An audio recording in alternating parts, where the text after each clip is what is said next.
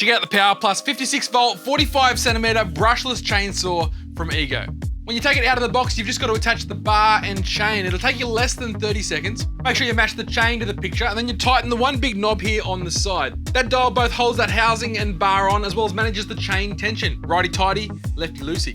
And before you're tempted to pull the trigger, make sure you flip it over and add some chain bar oil, and then you're ready to chop. Being cordless, there's no priming or pull start required. You just add the 54 volt battery, remove the brake, and squeeze the trigger.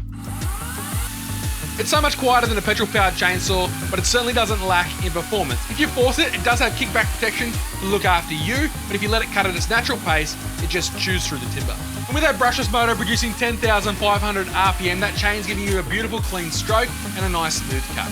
And this saw's got a max cutting capacity of 45 centimeters or 18 inches on the old scale.